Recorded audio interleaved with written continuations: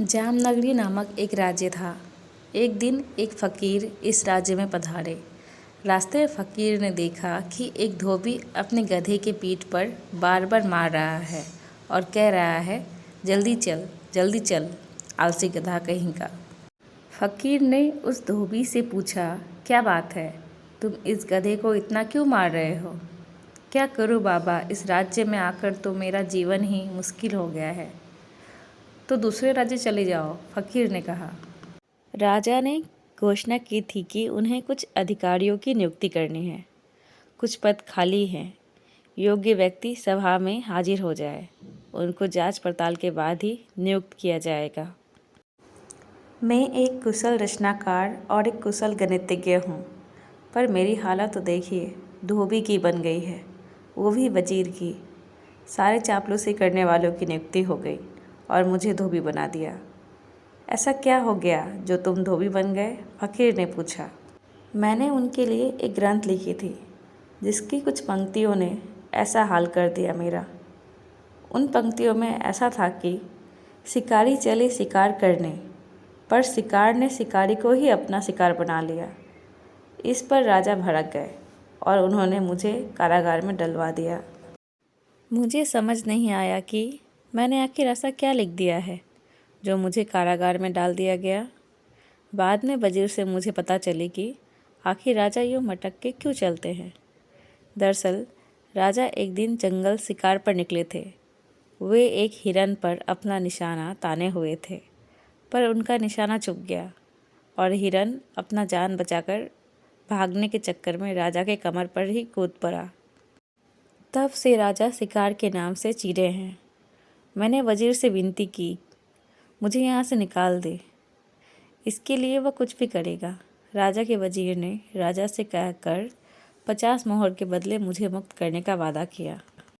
मेरे पास इतने मोहर थे ही नहीं। मैं तो स्वयं काम की तलाश में यहाँ आया था, इसलिए मैं वजीर के घर का धोबी बन गया। जब तक पूरे 50 मोहर राजा को न मिल जाता, तब तक मेरी छुट्टी नहीं है।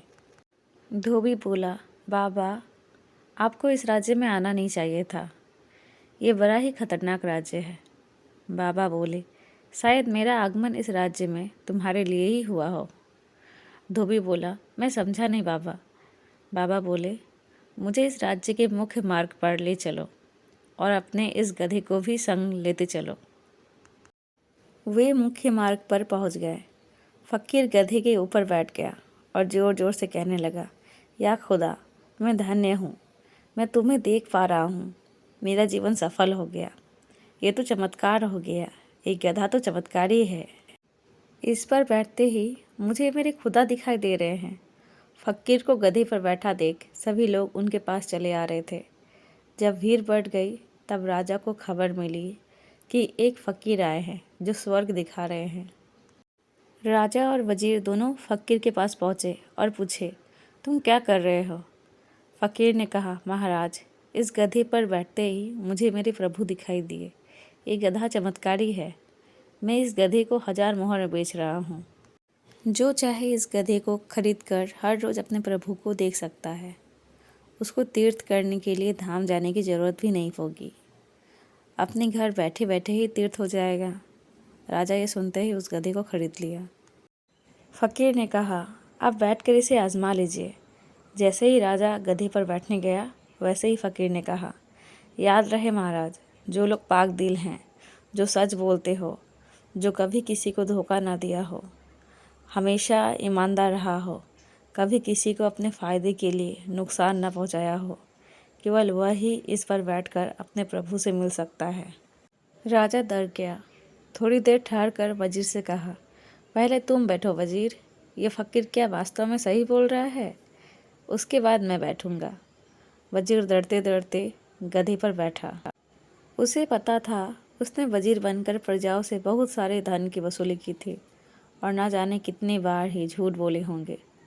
उसने फिर भी गधे पर बैठकर चारों तरफ देखने लगा, कहीं कोई ईश्वर दिख जाए, पर उसे नहीं दिखा। राजा ने पूछा, वजीर, तुम्हें क्या दिख रहा है? वजीर अगर सच बता देता कि उसे कुछ नहीं दिखा, तो सभी उसे झूठा और धोखेबाज कहकर कैद करवा देते। इसलिए उसने झूठ बोला महाराज, मुझे तो पूरा का पूरा स्वर्ग ही दिख रहा है। मैं तो धन्य हो गया। अब राजा की बारी आई। राजा बैठे। उन्हें भी कुछ भी नहीं दिखाई दिया, पर सच बताते नहीं बन रहा था। अगर प्रजा सुनेगी कि राजा धूर्त है तो उसके आज्ञा का पालन ही नहीं करेगी। राजा ने भी झूठ ही कह दिया कि मुझे तो स्वर्ग में बैठे देवताओं के साथ साथ स्वर्ग में नाचती अप्सराएं भी दिख रही है। वाह, मैं तो धन्य हो गया। सभी अपने अपने रास्ते चले गए। फकीर धोबी को बोला, लो यह धन, राजा को 50 मोहर लौटा दो और बाकी के मोहर से तुम अपना कोई व्यापार वाणिज्य का जुगाड़ कर लो। धोबी बोला, बाबा, आपने सारा धन मुझे दे दिया और आप कहाँ जाएंगे? फकीर बोला, मैं तो फकीर हूँ, मुझे धन की कोई आवश्यकता ही नहीं है।